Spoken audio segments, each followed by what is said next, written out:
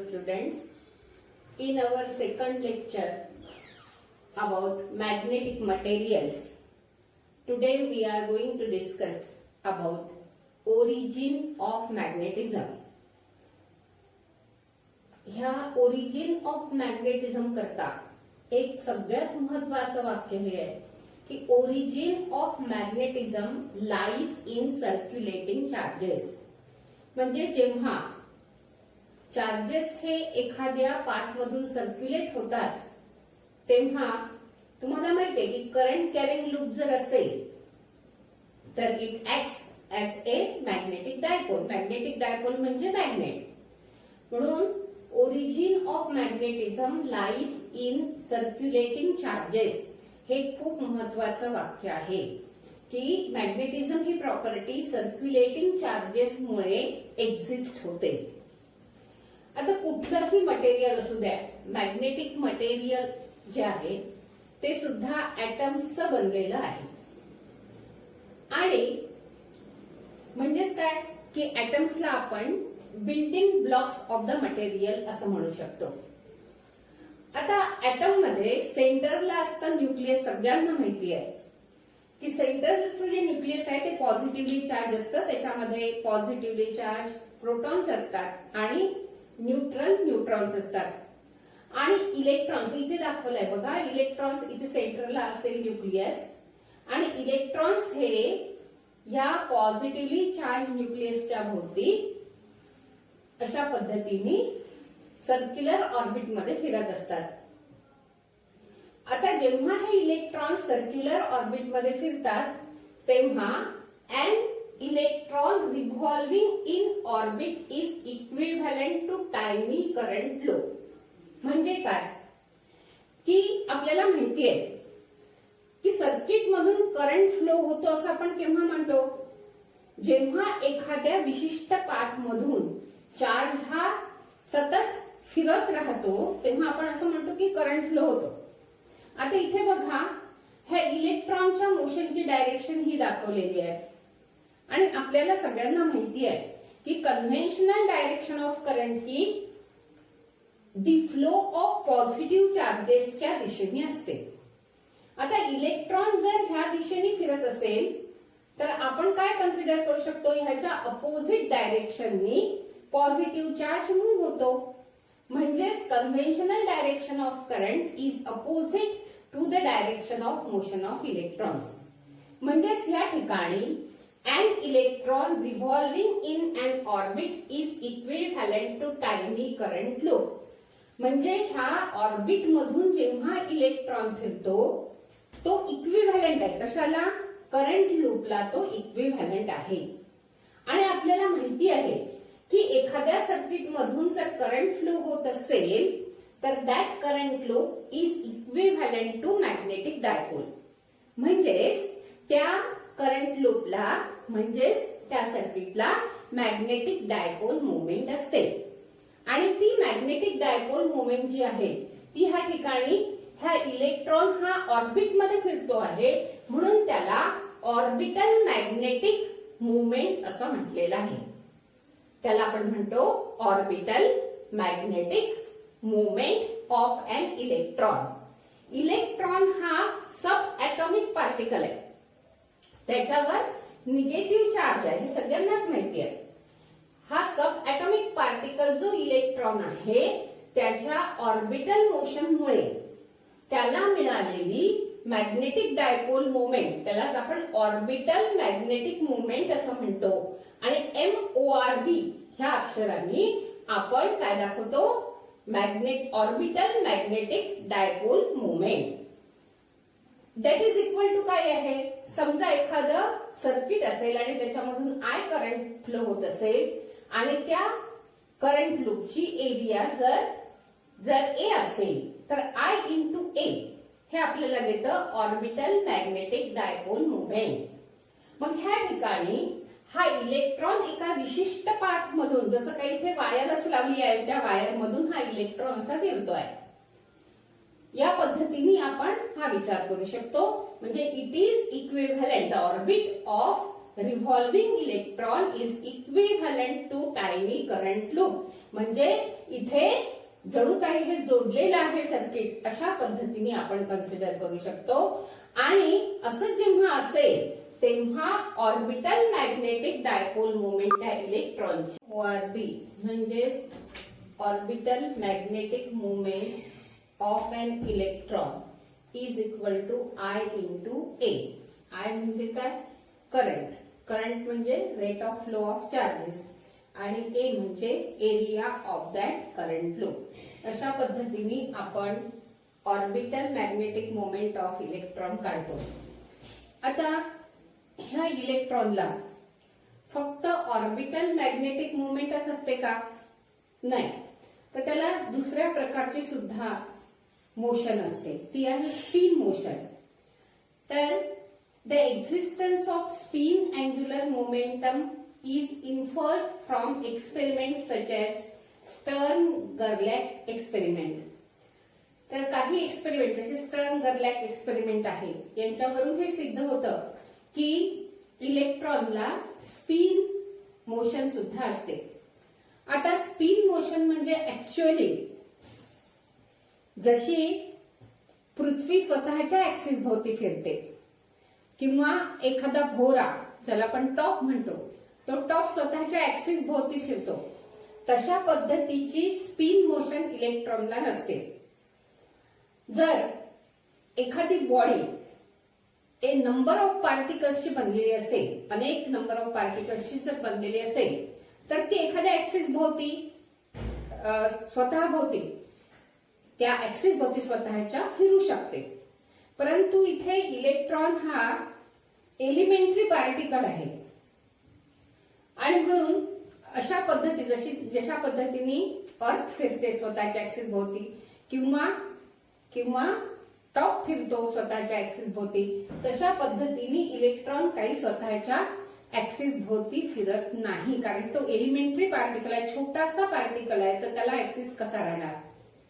म्हणून स्पिन ही जी आहे ती apparent rotation of sub atomic particle म्हणजे इलेक्ट्रॉनच्या ऍपरंट रोटेशनल मोशनमुळे. रोटेशनल मोशन काय? अबाउट इट्स ओन ऍक्सिस, त्याच्यामुळे आलेली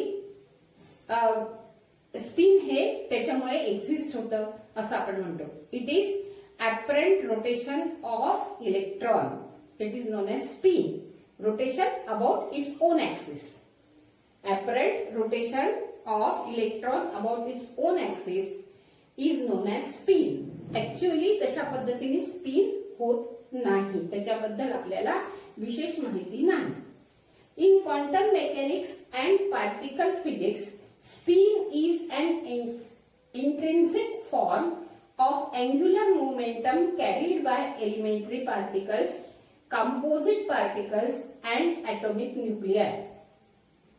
तर क्वांटम मेकॅनिक्स आणि पार्टिकल फिजिक्स नुसार हा intrinsic form of angular momentum. Spin म्हणजे काय?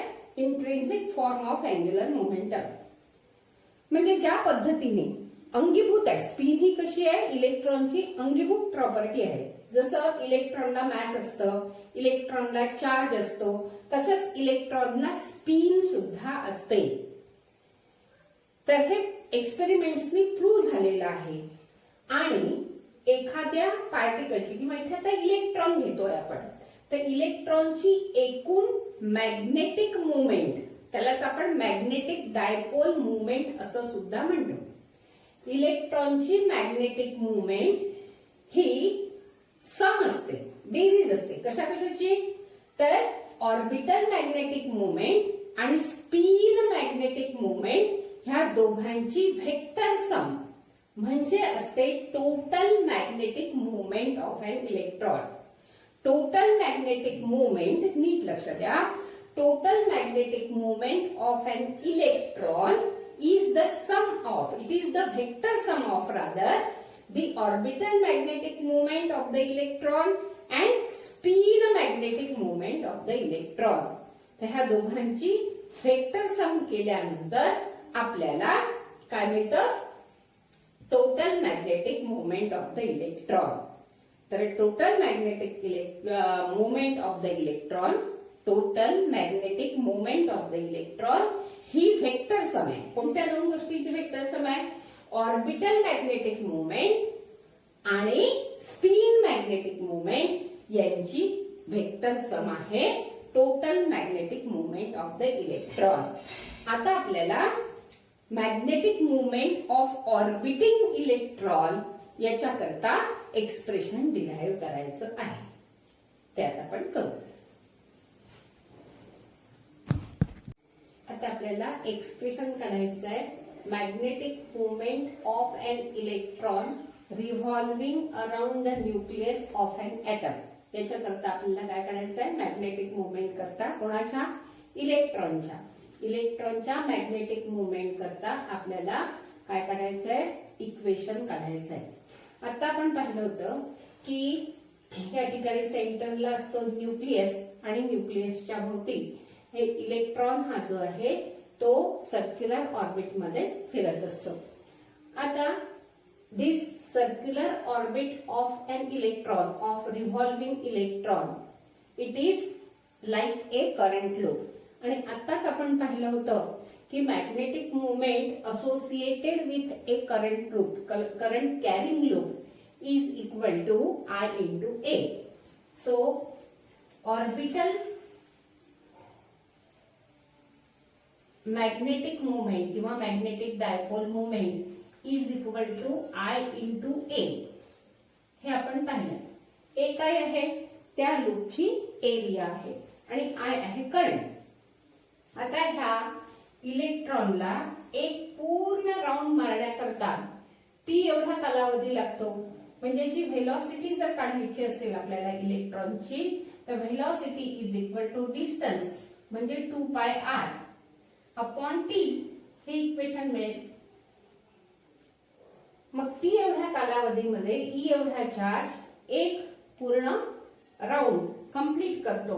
म्हणजे करंट आपल्याला rate of flow of charges म्हणजे E बाय टी ह्या एक्सप्रेशनने मिळेल. E आहे चार्ज ऑफ इलेक्ट्रॉन आणि T आहे पिरियॉडिक टाइम त्याचा. त्यानंतर या ठिकाणी A म्हणजे एरिया ऑफ द लूप म्हणजे आपल्याला पाय r स्क्वेअर मिळेल. पण आपल्याला माहिती आहे की T is equal to 2 pi by omega. तर T is equal to 2 pi by omega किंवा तुम्ही ज्याच्यावरून काढू शकता T is equal to 2 pi r upon v. ह्या इक्वेशन वरून आपण काढू शकतो T is equal to 2 pi r upon v. म्हणजे आपण इथे T च्या ऐवजी लिहू शकतो E upon 2 pi r upon v 10 वरती जाईल इंटू पाय r स्क्वेअर. हा पाय याच्याशी कॅन्सल होईल, एक r याच्याशी कॅन्सल होईल आणि आपल्याला इक्वेशन मिळेल हाफ EVR. हे इक्वेशन मिळेल. कशा करता? Orbital magnetic movement of an electron, of an revolving electron. आता हे काय आहे? Orbital magnetic movement of an revolving electron is given by half EVR. E काय आहे? E charge of the electron आहे. V काय आहे? त्याची व्हेलॉसिटी आहे आणि r काय आहे? Radius of the circular path आहे. तर अशा पद्धतीने आपल्याला हे एक्सप्रेशन मिळालं. आता आपण याला दुसऱ्या फॉर्म मध्ये पण कन्व्हर्ट करू शकतो. आपल्याला माहिती आहे orbital angular momentum L, angular momentum बरोबर I ओमेगा माहिती आपल्याला. आपण ऑर्बिटल मोशन करता घेऊन राहिलो म्हणून त्याला काय म्हणतात? Orbital angular momentum. आता इलेक्ट्रॉनचं मॅस आपण समजा m ने दाखवलं तर mr स्क्वेअर हा काय असतो? मोमेंट ऑफ इनर्शिया असतो. आणि ओमेगा म्हणजे काय? Angular velocity.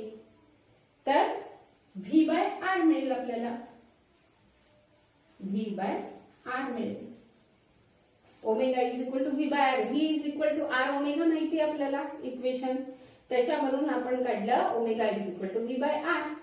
आता एक आर याच्याशी कॅन्सल झाला म्हणजे मला मिळेल MVR. आता इलेक्ट्रॉनचा मॅस आहे म्हणून ई त्याला सबस्क्रिप्ट लिहिला मी MEVR. हे काय मिळालं मला? L ची व्हॅल्यू मिळाली. मला ह्या ठिकाणी L सबस्टिट्यूट करायचं आहे म्हणून मी काय करते, या ऑर्बिटल मॅग्नेटिक मोमेंटला थोडंसं त्याच्यामध्ये मॉडिफिकेशन करते, थोडंसं ऍडजस्टमेंट करते. काय लिहिल मी? M orbital magnetic moment is equal to half, माझ्याजवळ हा फॉर्म्युला आहे EVR. आता मी काय करते की याला ME नी गुणते आणि ME नी भागते म्हणजे मला मिळेल ME इंटू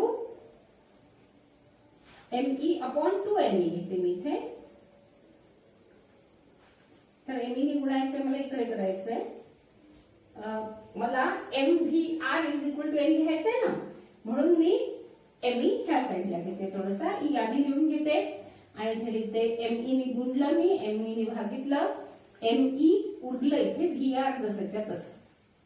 बघा इथे मी फक्त ME नी भागितलं इथे आणि ME नी गुणलं, बाकीच्या गोष्टी जशाच्या तशा आहे.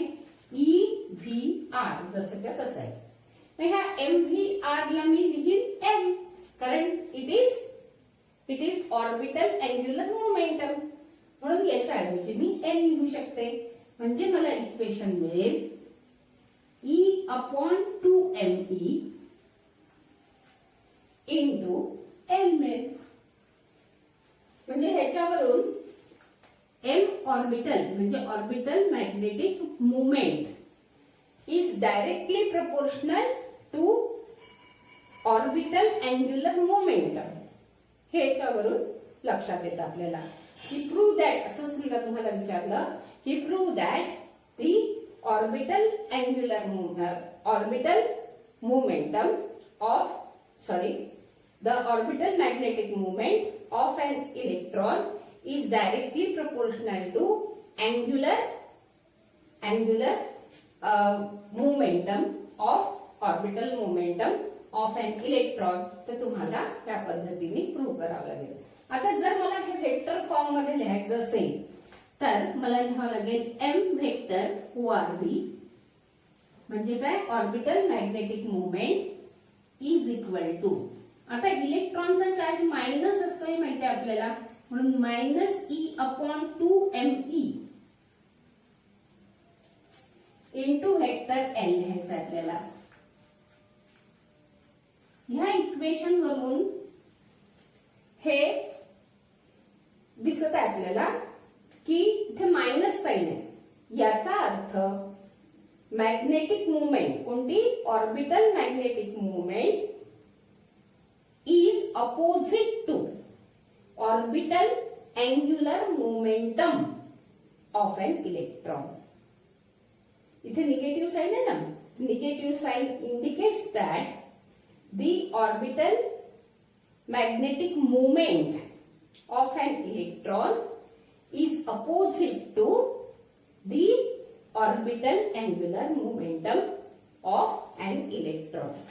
आता ही जी क्वांटिटी आहे ब्रॅकेट मधली E अपॉन 2ME त्याला म्हणतात, E अपॉन 2ME ला म्हणतात गायरोमॅग्नेटिक रेशिओ. गायरोमॅग्नेटिक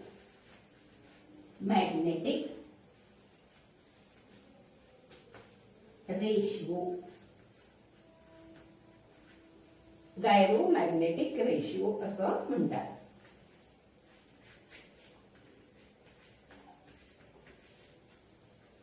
आता आपल्याला ह्या गायरोमॅग्नेटिक रेशिओची व्हॅल्यू काढायची आहे, ती आता आपण काढू. E अपॉन ट्वाइस ME म्हणजे गायरोमॅग्नेटिक रेशिओ. आता E म्हणजे इलेक्ट्रॉनिक चार्ज, त्याची व्हॅल्यू आहे 1.6 into 10 to the power minus 19 coulomb आणि ME म्हणजे मॅस ऑफ इलेक्ट्रॉन, त्याची व्हॅल्यू आहे 9.1 into 10 to the power minus 31 kilogram. आता आपण 1.6 ला 2 ने डिव्हाइड केलं तर 0.8 मिळतील आपल्याला. 0.8 इंटू आता -31 वर गेल्यानंतर न्यूमरेटर मध्ये गेल्यानंतर +31 होतील. +31 -19 म्हणजे आपल्याला +12 मिळेल या ठिकाणी आणि खाली 9.1 मिळेल फक्त डिनॉमिनेटर मध्ये. म्हणजे आपल्याला हा भागाकार करायचा आहे. तर आता ह्या ठिकाणी परत मी ऍडजस्टमेंट करते आहे. इथे 80 केलं तर इथे 2 नी पॉवर कमी होईल म्हणजे 10 टू द पॉवर 10 राहील डिव्हायडेड बाय 9.1 मिळालं आपल्याला. आता आपल्याला हा भागाकार करायचा आहे आणि 10 टू द पॉवर 10 हे जसे त्या तसं ठेवून द्यायचं आहे. आता लॉग ऑफ 80 जर काढला आपण लॉग टेबल वरून तर आपल्याला 1.9031 येतो. 80 चा लॉग येतो, याचा कॅरेक्टरिस्टिक 1 येणार नॅचरली 0.9031 आणि 9.1 हे डिनॉमिनेटर मध्ये हा लॉग याच्यातून मायनस करावा लागेल आपल्याला. Log of numerator minus log of denominator. तर 9.1 चा लॉग येतो 0.9590.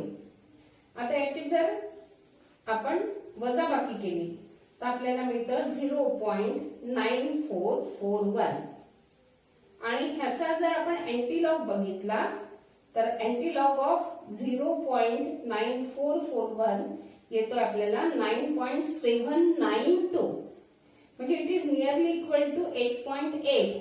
म्हणून ह्या गायरोमॅग्नेटिक रेशिओची व्हॅल्यू येते आहे 8.8 into 10 to the power 10 coulomb per kilogram.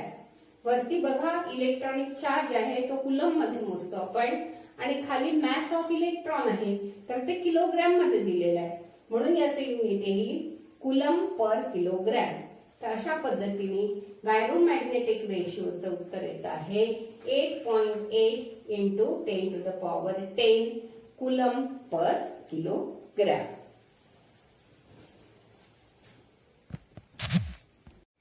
Magnetic moment of an atom is calculated in terms of Bohr magneton. आता बोर मॅग्नेटॉमची व्हॅल्यू आपल्याला काढायची आहे. तर त्यासाठी बोर्स पॉस्ट्युलेट ऑफ हायड्रोजन ॲटम यातलं दुसरं पॉस्ट्युलेट जे आहे त्याचा आपल्याला वापर करायचा आहे. तर हे पॉस्ट्युलेट असं सांगतं की electron can revolve only in those orbits for which the angular momentum of an electron is integral multiple of h upon 2 pi. म्हणजे ज्या ऑर्बिट मध्ये अँग्युलर मोमेंटम हा h upon 2 pi चा इंटिग्रल मल्टिपल असेल, m ची value 1 2 3 4 काही पण असेल, तर ज्या ऑर्बिट मध्ये अँग्युलर मोमेंटम l म्हणजे काय अँग्युलर मोमेंटमची व्हॅल्यू h अपॉन 2 पाय च्या इंटिग्रल मल्टिपल मध्ये असेल त्याच ऑर्बिट मध्ये इलेक्ट्रॉन हा फिरू शकतो. That is permitted orbit for the electron is that orbit whose angular momentum is integral multiple of h upon 2 pi. म्हणजे l ची व्हॅल्यू आपल्याला nh अपॉन 2 पाय ठेवायची आहे where n is an integer. आता e upon 2me हे जसे त्या तसे ठेवलं आणि l ची व्हॅल्यू ठेवली आपण nh अपॉन 2 पाय.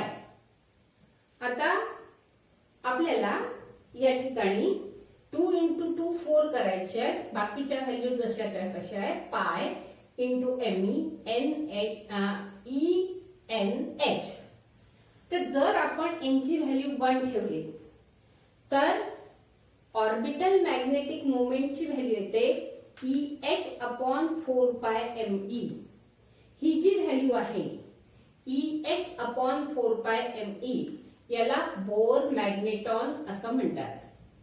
BM ने दाखवतात शॉर्ट मध्ये. बोर मॅग्नेटॉन हे BM ने दाखवतात. आता आपल्याला ह्याच्या व्हॅल्यूज ठेवायच्या आहे. E ची व्हॅल्यू आहे 1.6 into 10 to the power -19. H plus constant ची व्हॅल्यू आहे 6.63 इंटू 10 टू द पॉवर -34. सगळे SI युनिट मध्ये आहेत. डिव्हायडेड बाय 4 जसाच्या तसा इंटू पाय ची व्हॅल्यू 3.142 इंटू ME ची व्हॅल्यू आहे 9.1 into 10 to the power minus 31. आता हे -31 आणि -34 तर हे इथे कॅन्सल होतील आणि इथे -3 राहील आणि हे -3 आणि हे किती झाले, हे मायनस किती आहे 19 तर हे होतील 22. आता मी जर याला 160 केलं तर हे 24 होतील, म्हणजे इथे काय होईल -24. अशा पद्धतीने 10 to the power -24 आलेलं आहे इथे. हे 160 केले मी, आधी 22 येत होते -22, याला जर मी 160 केलं तर हे -24 होतील आणि हे 6.63 तसे लिहिले. 4 into 3.142 चा मल्टिप्लिकेशन मी करून घेतलं इथे, तर ह्या ठिकाणी मला 36.4 मिळालं इंटू हे जे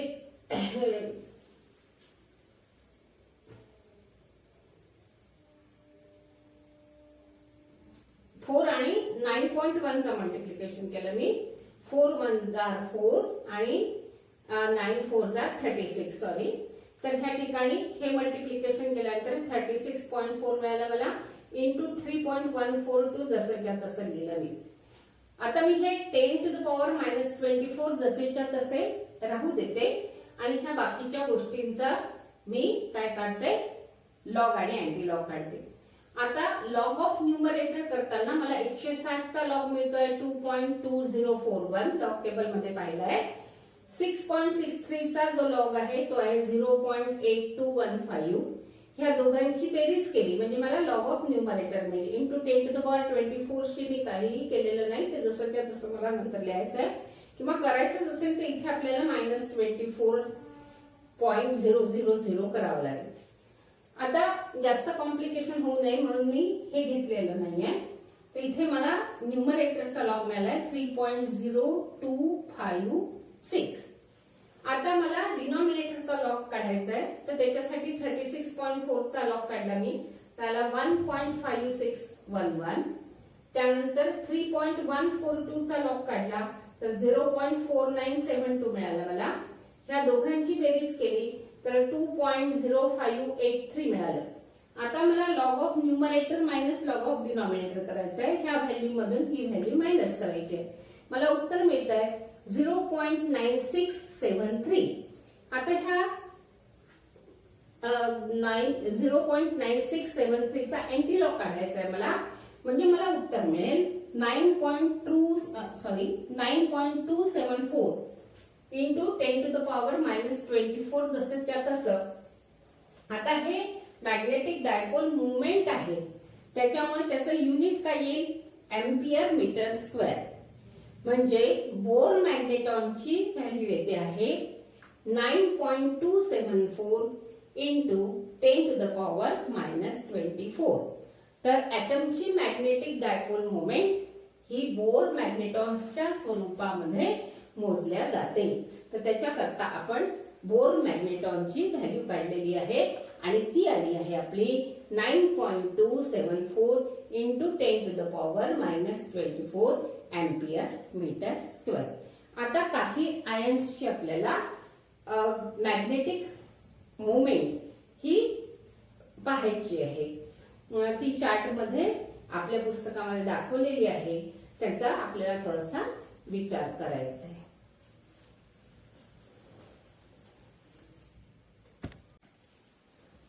This chart gives effective magnetic moment in terms of Bohr magneton. For Fe3+ ion, it is in outermost shell it has 5 electrons, so all of them are unpaired, and hence effective magnetic moment comes out to be 5.9 Bohr magneton. For Fe2+ ion, there are 4 unpaired electrons and the value comes out to be 5.4. For CO2+ ion, there are 3 unpaired electrons and the value comes out to be 4.8 pm. For N2+ ions, in outermost shell, D shell, 3D8 is the configuration and The effective magnetic moment is 3.2 Bm. The Pauli's exclusion principle will be discussed in the next lecture. Thank you.